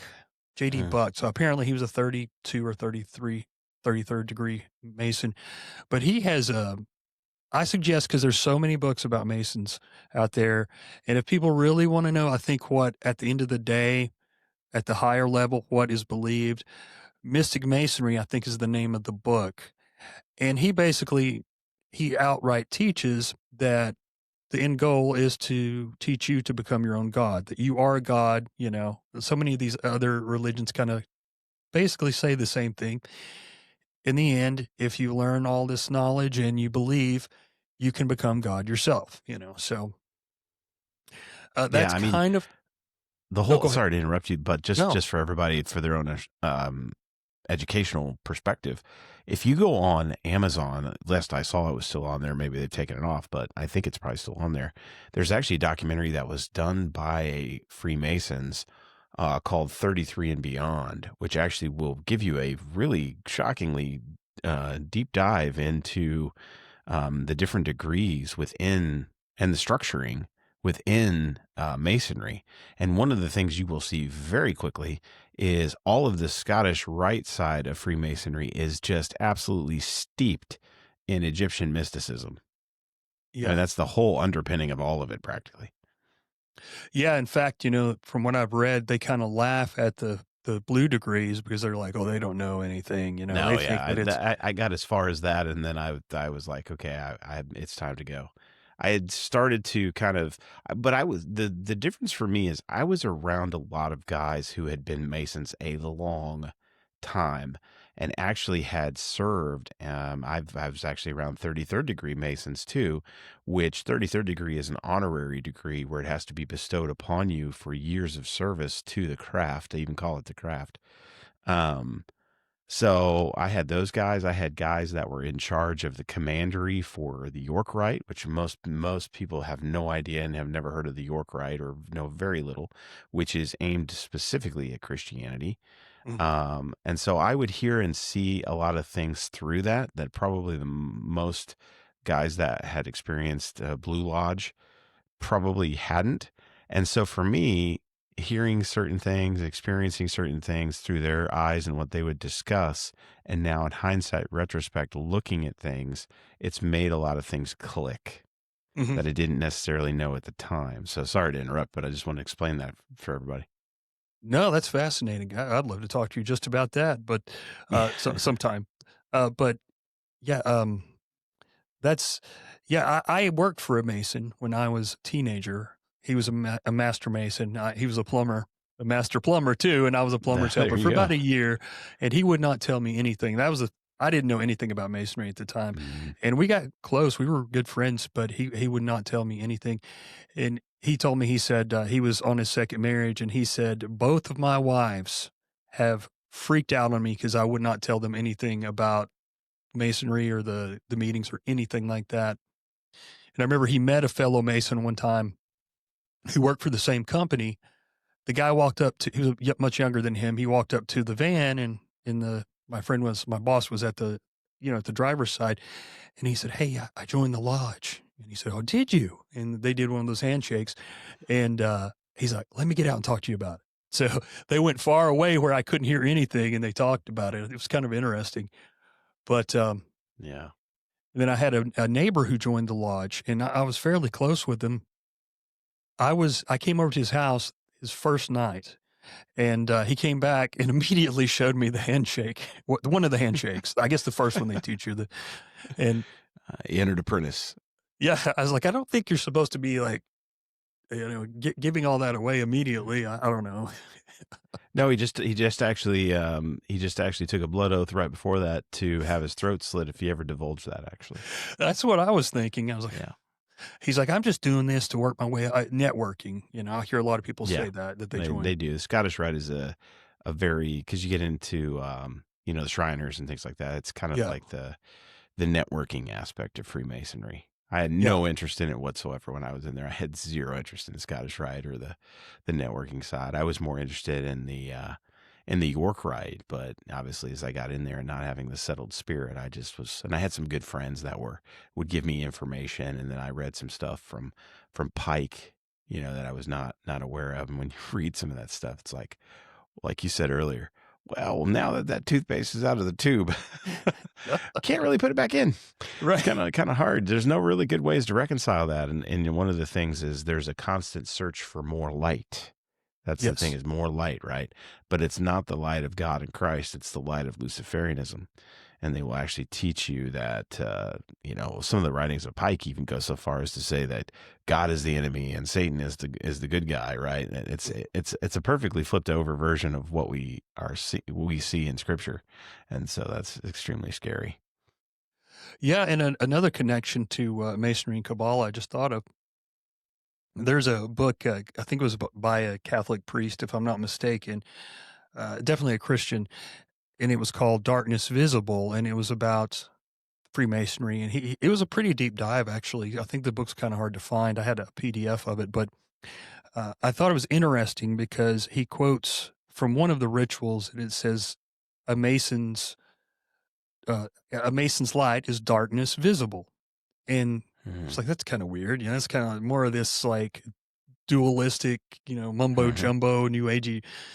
Well, I've been reading recently in some of the Kabbalistic books, and they teach that God comes from darkness, that goodness comes out of darkness. Hmm. And they've got quite a bit of information about that, but it all just leads back to that. And, that's definitely what the Freemasons, were saying too, according to that book and according to that specific ritual. So it's just another connection. I know there's some alchemical hermetic stuff in there, and uh, astrology and all that. But the Kabbalists, they also are into astrology and different things like that. So there's a lot of crossover there. And another thing that I think is very interesting that people probably blow their minds, a lot of these Kabbalists teach that God basically needs them to put him back together, because they describe, so there was Kabbalah and it was mainly for the elites. And then I think in the 1500s, there was this rabbi in Spain, Isaac Luria, and he came up with what is known as Lurianic Kabbalah. And that's the most popular kind. I don't even know if the old Kabbalah, I don't even know how you would find out what they believed before Isaac Luria, because all of his stuff just basically took over. But he taught it in a way that it basically made it every Jewish person could understand it and relate to it. And so it spread throughout all Judaism and really penetrated all Judaism. Like some of their rituals and different things that they do they come from Kabbalah. But he taught that when God was making the world, it was too much light to be put in one place. So it exploded. This light exploded and went into millions of shards of light. And so every Jew, by doing good works, is putting these little shards back together. And eventually, there'll be so many that I guess the Messiah will come back. So it's a gathering of light, just like Freemasonry. It's all wrapped around gathering this light.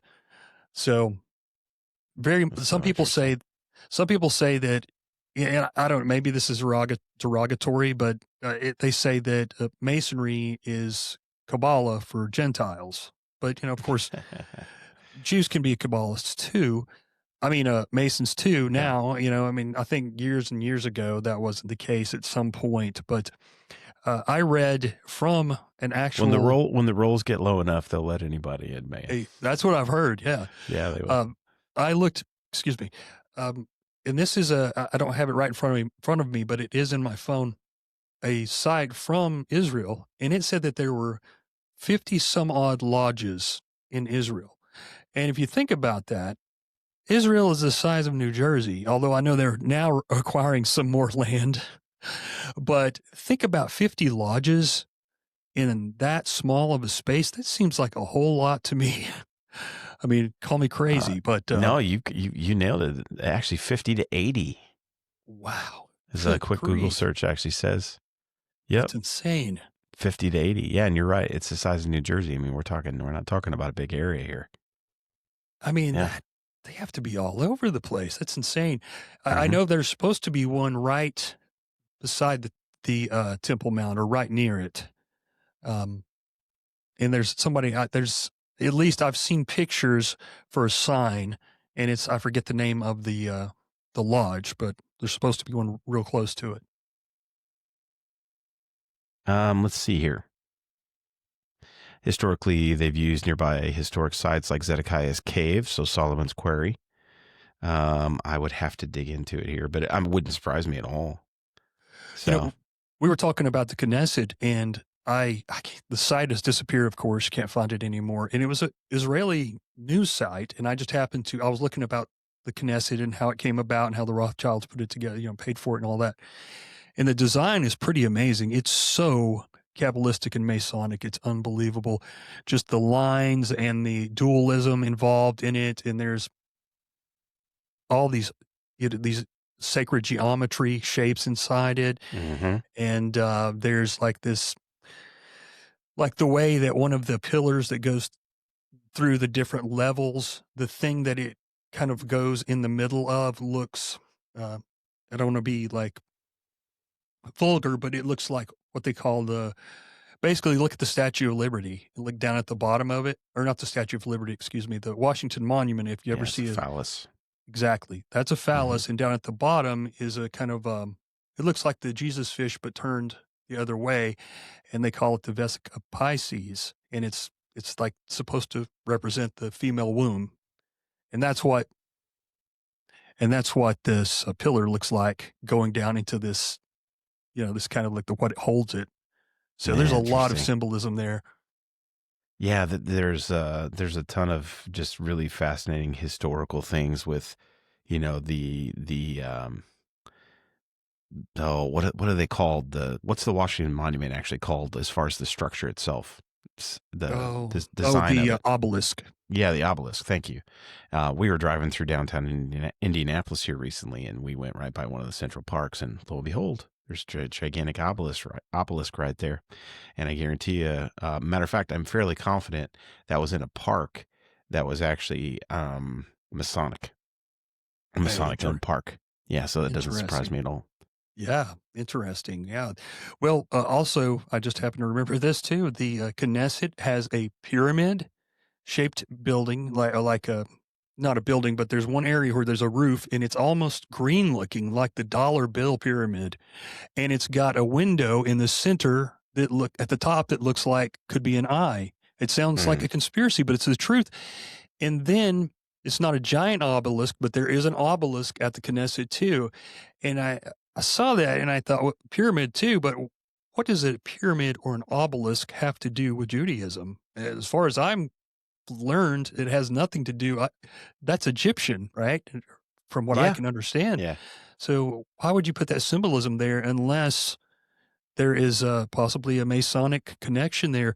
I know I have a book about one of the Rothschilds. I can't remember which Rothschild. It wasn't the very first one, Amschel, but it was one of the other ones.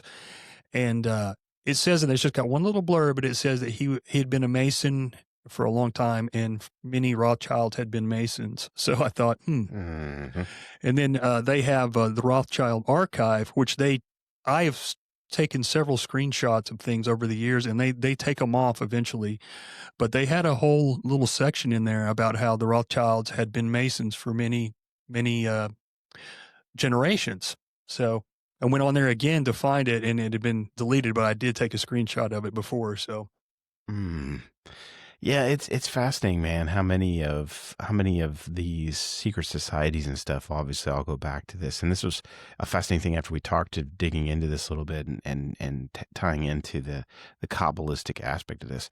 So when we say that, like the cabal that's behind everything, I mean, effectively, this is the group we're talking about, right? People who are adhering to these mystic principles, right? I mean, effectively, that's what we're talking about. I assume so. It's become used that the terms have become used so much that Yeah, sometimes it gets a little bit hard to tell what they're kind of saying. Are they just kind of a saying that there's a whitewashing for everything. yeah, exactly, like Illuminati, basically. Yeah, It's right. Yeah. but yeah, I mean, it certainly could be used for that. And to me, it's very evident there is the Kabbalists, they're very much into numbers. And I don't know if you ever got into that with the Freemasons. You might not have got up that Hmm. high, but they talk about gematria, and they have like I know Albert Pike had a cipher that he loved to use with gematria, and it was the septenary cipher. So it was in sevens. And Yeah. so, every letter has a number, and so they can communicate secretly through that. Because if you don't, obviously, if you're not familiar with those kinds of things, you would have no idea what they're talking about. And the Kabbalists, I mean, they take this numerology and this gematria seriously. I mean, very seriously. And, Trump's son-in-law, Jared Kushner, he's of the Chabad Lubavitch sect of Judaism, him and Ivanka. And so is, what's that horrible lawyer that was at Jeffrey Epstein's island? And he's like on every conservative Oh, site, yeah. I don't remember off the top of my Dershowitz. head. Yeah, there you go. Dershowitz. He's one of the Chabadniks too. And these guys, actual name Chabad is like it's like it takes several letters out of three of the different levels of the Sephirotic tree, which is Kabbalistic tree of life, and it combines them. So it's like they're steeped in Kabbalah. So, you look at that, the president's son-in-law, he's working for the administration as an advisor. He doesn't have to answer to us, but he's an Yeah. advisor as he was before. So I think these guys definitely there's some Kabbalistic stuff going on there, some higher up Kabbalistic um, people in higher up positions that are into this stuff. And it just seems more and more like, during COVID, the number 33 was literally everywhere. Hmm. 33 this, 33 that. It's too much to be just a coincidence. It's, I mean, they even look at like God, like the Moshiach, which means Messiah, I guess, in Hebrew. Moshiach and Nakash, which is snake or serpent, Yeah. they equal the same in gematria. So there's this whole idea about the holy serpent.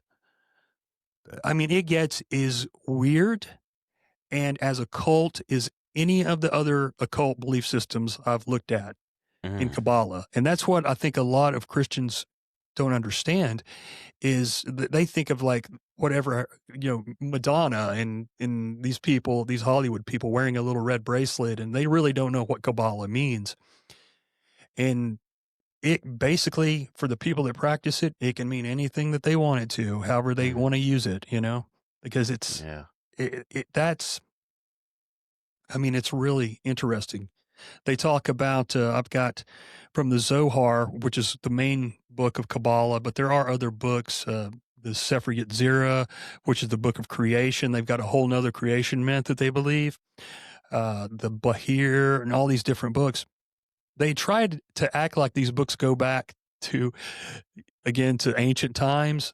Most of these books were written in medieval times. Now they can't really run from it because too many people have looked it up, and they've looked up, there's names and words and these things that didn't exist back then and all that kind of stuff. But basically, they have a belief system that they can say means anything they want. They can use it to their advantage, and they really important issues, if these words come to the same amount, they equate them. Even things like God and the snake, and they have this idea of the holy snake, the kosher serpent. It's really, really weird.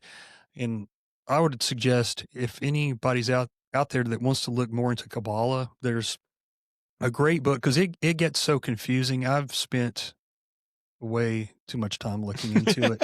Uh, I've looked into it to the point where I have to take a break away from it Yeah, your because it starts brain's to get just stew. confusing. Yeah, Yeah. exactly. But the book, Kabbalah Secrets Christians Need to Know by Deanne Loper, we did a show with her, recently. It's a great book. She writes, it's very easy to understand. And some of the things in there, she's been looking into this for years. She's very well at explaining it to where anyone can understand it. And it's crazy.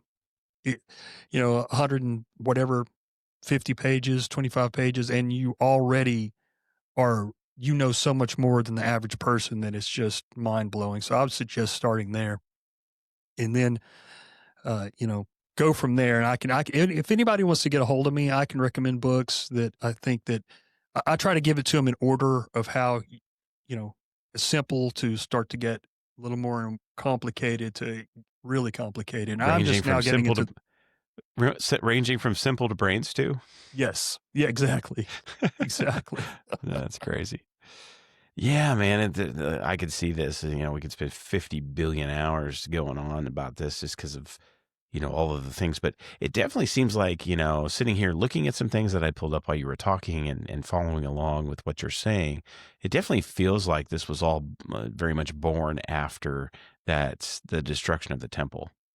They, it just feels like that's exactly what this all has ultimately come from. Yeah, I think it probably has. And, I think they probably did bring some of the things that they had encountered with the other cultures with them. And it's probably come on down to current times. But Yeah. certainly, I think that it came together, started really coming together under the time of the rabbis, that when the second temple was destroyed. And, we didn't talk about how, I mean, they were influenced by the Hellenism was another thing that they were Yeah. influenced by. And then you That goes talk back about, to the Greek period that we talked about earlier. yeah, and the Zoroastrianism in Persia. And, you get farther along, and we talked about Kabbalah, Lurianic Kabbalah, and the different, when the diasporas, when some were in Eastern Europe, some were in Spain, they're picking up from people there and adding to, it's just been this Kabbalah is like they just keep adding to the mysticism more and more and more and more. Even to Mm. this day, I read one excerpt from one rabbi, and he said that any person, they don't really think that non-Jews should even study. Like they don't even want them to study the Torah. It's crazy. But anyway, we can talk about that at another time. But they say that any Jewish person who takes Kabbalah on to study it, however they interpret it, they're doing the work of the Torah. Mm. So it's like, as long as you're putting effort into it, you're doing good. No matter how it's like I saw a clip the other day of Roseanne Barr, and I'm like, why does all these conservative people have her on? I just don't get it. Yeah. And she's talking up the Kabbalah, and I had no idea she was a Kabbalist. I knew she was Jewish, but she's talking about the Kabbalah, and she's been studying it, and she wrote a book called, I think, The Kabbalah on Sex, Oh, which wow. is Creepy. just bizarre. Yes, Yeah. exactly. Okay. So, and she mentioned something about in that interview that once you turn, I think she said 40 or 45, um, you were pushed to write your own commentary on, I can't remember if she said the Kabbalah or the Torah, one of the two. So there are commentaries upon the commentaries upon the commentaries. There's commentaries upon even the commentaries have commentaries at this point. You know what I Yeah. mean? It's like, it's just a never ending set of explanations and uh, definitions and different things like that. That gets chaotic because again, there's really no solid foundation. There's Yeah. no, Now you had mentioned one thing in there that I had written down. I'm just curious, and I feel drawn to ask about it for whatever yeah. reason. Maybe it's because it's a fun thing to say, but explain Zoroastrianism. What in the world is this? Well, that was a religion of Persia, and that predated the Talmud. I'm working on an episode that's going to be talking about it just a little bit, but uh, Zoroastrianism. So it's just another religion that the Persians came up with, and they have several gods, and it has similarities to Judaism and Christianity a little bit, but it seems, from what I can understand, that all that angelology that we were talking about from the Kabbalists, they took that from the Zoroastrians, basically it's modern day Iran. Oddly enough, they took Mm-hmm. that and the demonology. A lot of stuff you hear about demons and stuff like that originated with Zoroastrianism. So Hmm. I believe that if I remember what I was reading is correct, they also were the first to talk about an afterlife and like a reward in the afterlife, that type of thing Ah, too. So, I where mean, your virgins in the afterlife would come from for a Muslim, yeah, yeah, for Islam. right. Interesting. Okay. So I don't know if there are people who practice that today because I Mm-hmm. never hear anything about it, but it's an interesting idea because that would have happened in their time in Babylon, Yeah. And from what I was reading, there's a couple books that have talked about the Babylonian Persian influence on the Babylonian Talmud. So I haven't delved into those books because I'm sure that there's a lot of reading there, but might be worth if somebody wants to take that on, please do and do a podcast on it. Yeah, that makes a lot of sense because historically speaking, we didn't have a ton of people, seemingly actually when, the Persians um, wound up taking over the Babylonians. You have Cyrus the Great that actually releases the Jews to go back to Israel and go back to Jerusalem. Not a lot of people went because I think by that particular point, 70 years, I think they were in captivity. So, you had pretty much everybody gone. A lot of the original, generation, probably a couple generations were pretty much gone. So there was generations that were only familiar with whatever that they had experienced in Babylon. So inevitably there had to have been some influence and tainting and mixing of religious belief systems that occurred in that event. I mean, how could you not come out of that with that? Makes perfect Absolutely. sense. Absolutely. And so much intermarriage There's so Yeah, much right, interbreeding and exactly. intermarriage, Yeah. that started in the Old Testament, and I'm sure it had to go all the way through. There was quite a bit about warnings about that as well in the Talmud, because obviously that's a problem if, they mix with these other cultures. It's just gonna happen. It's the way the world works, but yeah, and so we're supposed to believe that the people who are there now are w it seems like they would have us believe they are 100% Jewish and go back to the ancient Israelites, and it's like no time has passed, and, you know what I mean? It's just like, Yeah. but you gotta think about it. I mean, come on now. That's the intermarriage started so long ago, and the mixing with other cultures started so long ago that obviously the bloodline has been thinned out. It's just the way it would have to have had, I Yeah, I mean, mean, well, we have multiple instances in the Old Testament of like, the moms of, Isaac and Jacob are like, don't go marry Canaanite women. And they turn around and they go and, yeah, marry the Canaanite women, yeah, and yeah. start having kids and all kinds of problems. That's how you wind up with all kinds of stuff, with the Edomites and things. He went south and started marrying. The first thing he did, I think he ran off, as far as Esau, and married a Canaanite woman. So I always like to joke that we should redo the song. Mamas, don't let your babies grow up to marry Canaanite women. So there you go. But yeah, man.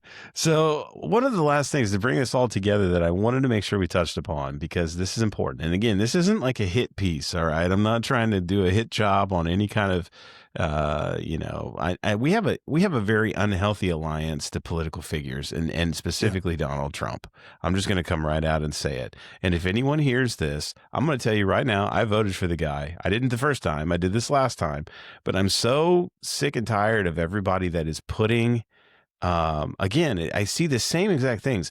I see this pedestal placement where we have put a person and an ideology above our God, and our religion, and right and wrong. And so that's what I'm taking aim at. Okay. So, and I think the only way to do that is to be honest. We have to be honest. Okay. If you think that, any of the thing we've talked about today, I'm going to challenge everybody again. I've said this several times, but I'm going to do it again, and we're going to get into this. If you get your panties all in a twist, listen to this. All right. I want you to ask yourself why. Is it because we're wrong and you've studied and you know that we're wrong? And that's fine. I can take those on all day long. I'm correct us. Perfectly fine. Okay. You want to bring things to the party that shines light into our dark little corners of our brains, by all means. But if you're mad because we have challenged something that you just have come to accept that someone has told you, and that just leaves you in your little comfort corner, and you are getting upset because we're pushing you out of your comfort box, I take great exception to that. And that's where I really get frustrated with people, because I get so much of that, and I know I'm going to get a ton of it from this, and I don't care, because the truth and serving God and serving righteousness and justice means more to me than any stinking country or ideology or whatever the case would be. Right is right and wrong is wrong, and it's right in scripture for us to read. So I just want to challenge everybody with that. So I want to also preface the whole point of this, just to reiterate that again, with the question that I'm getting ready to get into, which is based around this administration. Because I think we're seeing some things, especially since the Charlie Kirk shooting. It's like gone into hyperdrive, it feels like. What are you seeing in regard to all of these things melding in this pot? And the one thing we haven't really talked about is the nationalism aspect, but that this administration is doing to advance a lot of these ideologies, it seems like, that we've talked about tonight. What are you seeing when you look at this? Well, man, it's I know that's like a 5,000 yard wide question, but I don't know how else to really dive into that. well, they've certainly kept us on a steady diet of chaos and division, and, Amen. when they do that, a lot of times I point this out, a lot of people don't like to hear it, but it's a lot of times your own party that can really do you the damage. I'm, Like I'm gonna I'm sorry. I didn't mean to interrupt No, you. no, no, please. You said this earlier, and I thought of this instantly, and you just said it again, and I want to just get this out there, because this is one that drives me bananas. because I'm like you. I became very disenfranchised, and I'm more of a conservative libertarian, right? I really don't even like that anymore. I'm really a non-party affiliated, because I see parties as one of the great wicked evils of almost like denominational Christianity. I abhor it, because it just winds up dividing us instead of uniting us. But being a conservative like I am, one of the things that when I would try to get people to break the two-party duopoly, right, and talk about these things, the pushback that I would always get from the right, never from the left, it was always a propaganda piece that has been so beautifully implanted into people's brains, is, well, we can't do that. We can't vote for a third party, because we'll hand the election to the Democrats. I only get that from Republicans. I never hear it from Democrats. And that has been some piece of propaganda that has been pushed into their head to even supersede the idea that, no, the funny thing about an election is whoever gets the most votes wins. It's kind of how it's designed, right? Yeah. And so just to highlight your point, I wanted to jump in there and say that, because I hear that all the time whenever I have some of these conversations with people. Oh yeah, you're just throwing your vote away. You're throwing your vote away. I've heard all You're that giving too. it to them. You're handing it right to them on a platter. Yeah, I remember a few years ago, just quickly, I'll say this quickly. I was going to vote for the Libertarian candidate. Now I'm just not, I'll be honest, I'm not even a voter anymore, but this was Brother, a couple of I have terms. just joined you, because after this last one, when I just admitted I did, and seeing the results, I'm like, I'm out. I don't trust any of them anymore. Yeah, because How I can feel I? guilt. I feel guilty. When I honestly, I voted for Bush the second time. I was young, and like I said, I bought into all that stuff. And it's like, after you vote for these people, yeah, they may do a few good things, but you're supporting all the bad things they do too. And there was Yeah, a lot of exactly. kids blown up, all across the Middle East that didn't deserve it. I mean, but it's another story. But Right. just people should think about that. The bad Yeah. things these guys do, you are supporting that as well. Mhm. But really, so you were talking about kind of the this administration is leading us and where you think things are headed. Yeah, Um, coupled with the Zionism aspect yeah. and the dogged support of Israel, and anybody that dares to speak a counter word is now, the other hot button word, which is you're an anti-Semite, and Mm. all of these things. So, by all means, Yeah, it's crazy. I don't know exactly what's going on, because when I got into this series that I'm doing, it wasn't popular to criticize Israel. And I took a lot of heat for it from friends and people that really shunned me and thought I was an anti-Semite. And I was like, just listen to I don't say anything anti-Semitic. I'm reading information mainly from yeah, their sources. So yeah, I don't understand, because now there are so many people speaking out. It's become the popular thing to do. I think that Israel has lost the information war with the guy from the ADL. He said, there was a recorded phone call that somebody leaked a couple of years ago, maybe not even that long ago, and it was the one where they decided they have to do something about TikTok. He said, we don't have a right-left problem. We have a young person problem. We have a TikTok problem. So, that being said, I don't know where it's headed. Uh, because are they using the powers that shouldn't be? Are they using the all this newly found, like, people are waking up and realizing, hey, Israel's not our great ally, and we're doing things and giving them things that we shouldn't, and our politicians are putting them ahead of us. Is that being allowed to happen now for some reason that we don't exactly see, that they're going to also use to their advantage? I can't quite see what that would be, but it's becoming quite prevalent. So I don't know if that is happening, or just it's a natural thing that's happening. People are finally waking up little by little and saying, hey, this is not right. And this is, I think this whole Middle East thing is a big part of globalism. It's a part of this global plan to eventually build this world order. And they have to restructure the Middle East to do that. I mean, they're basically, one of the plans they had, I can't remember if it was called I think it was called the Greater Middle East Plan. And they were talking about basically dividing up the Middle East into these little sections to make it manageable. And so, I think that it's definitely a part of that globalist, banker plan to do this. But anyway, it's really strange. I assume that Trump, I mean, who could really say for sure? Is he being blackmailed, or is he one of them? His son-in-law is one of them. His daughter is one of them. He said a few weeks ago that he was thankful that Jared converted his daughter. Here is he supposed to be a Christian? He's thankful that she no longer believes that Jesus is her savior. Right, I mean, because that's what he said, in not so many words. But he's definitely, you look at the people that surrounded him in this administration and in the last one, and he's certainly Israel first. He even said on a radio interview a couple of years ago, he said on national radio that the Israel lobby used to have control over Congress, and it's a shame they should have it again.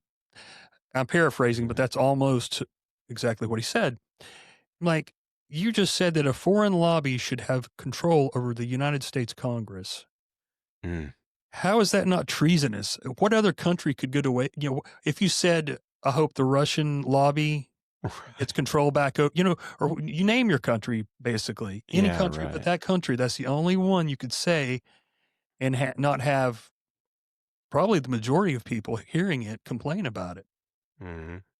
So definitely there's, I think it was David Ben-Gurion, the first Israeli prime minister, in a magazine called Look magazine. I've got a video of it. Somebody actually bought this magazine because it was like in the 60s.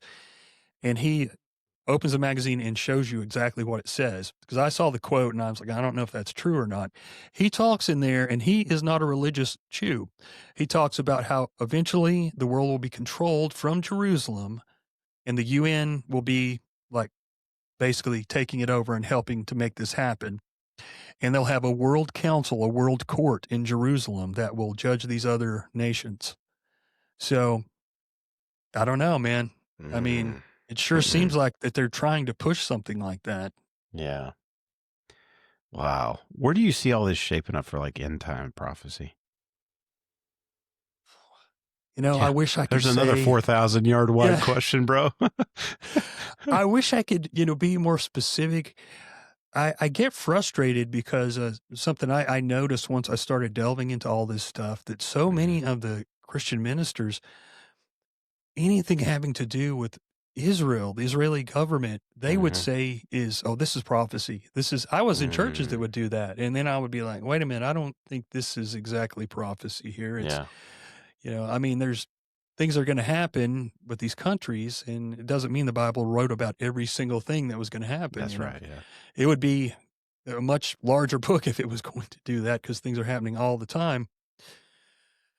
I wish I could say, I mean, I just don't know. Yeah. A lot of people think Trump is the Antichrist, and of course, a lot of people think he's not the savior, but some do, but like the man of God, the Cyrus, and all this stuff. So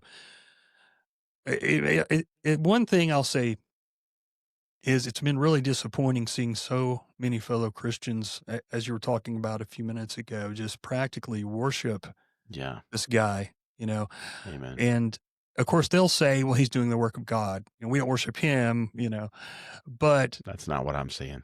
No, not at all. And they give him a pass on anything. Yeah. I said that they've created a permanent fanboy out of the people who used to consider themselves vigilant citizens. He can do anything, and he can do stuff that the Democrats would have done and not get any heat for it. So I think it's a dangerous time, because even a lot of these big shot people. Yeah, I'll just go ahead and mention Tucker and Candace, right? And I don't know, I don't watch them on a regular basis, but I see clips, and a lot of times I see the clips, and I'm like, oh yeah, I agree with that. But I've never seen them speak out against Trump. So it's like they want to have their cake and eat it too. They will say all these things are happening, or they complain and talk about the subject that we're talking about tonight, and how this foreign government is taking over, but won't talk about the fact that Trump is one of the biggest Zionists out there. It's so strange, isn't it? Yeah. You're absolutely right. I mean, If you're either objective and you can be objective about everything, or you're only objective about your objectives that you want to have. But if it dances in this other one, then we just don't talk about it. And you're right. I don't know how you could, with eyes open, look at any of this and not be honest about what's really happening and the things that are being done. Yeah. I mean, I'm with you. I see like the same hall pass that's being issued to Israel that allows them to do pretty much anything they want. The same hall pass is being issued by all of the quote unquote MAGA side of the coin for Trump. He could do Yeah. no wrong. And it's like, I just watched the man do wrong the other day. I called it flat out. It was disgusting what he had tweeted about Rob Reiner being murdered by his own son. Do I like Rob Reiner? No, I'm not a fan of his politics. Never met the man. Can't say, one way or the other. But, that situation is horrid. No Christian, no, person worth their weight in any kind of decency at all comes out and does that. Because, everybody was just crying foul for what happened to Charlie Kirk. But then we turn around and we do that. And I'm like, you're no better. What makes you any better? I was disgusted by that. And if you have a problem with that and you're listening to this, I have a problem with you because that's disgusting. And if you claim to be a Christian, you need to stand up and call that out because it's completely counter to Scripture. Absolutely. I believe it was Solomon himself, actually, in Proverbs. I think I pulled it up. We should never celebrate the demise of our enemy. That is completely counter to Scripture.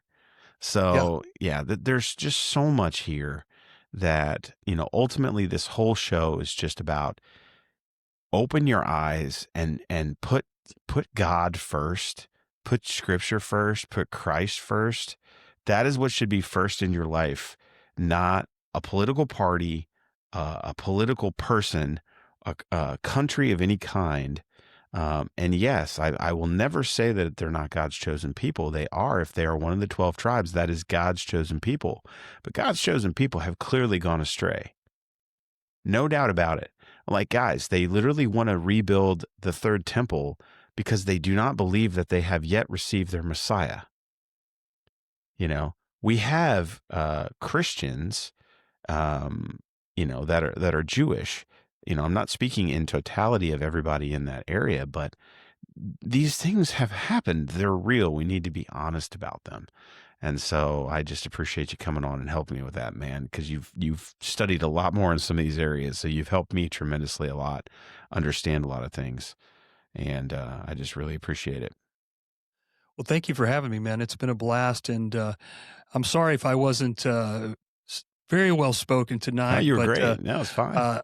I've been studying this stuff for so long, and all this stuff is in my head. And some of the stuff I haven't talked about in like 2 years. So I'm trying to go back and remember it all, Yeah. But thank you so much for having me. I'd love to talk to you again sometime. And Yeah, brother, for sure. we didn't even talk about Sabotage V and Jacob Frank and these saviors. There's been 50 some odd Jewish saviors that people, there's a book about that. So, look forward to talking to you again sometime. 100%, brother. That will happen for sure. So again, if you want to check out Jason's show, Odd Man Out, you can actually find him under the Kingdom Productions Network. So that is actually our friend Jeremy we talked about earlier on YouTube. And then you can check him out on Apple, Spotify, or wherever you normally listen to your podcasts.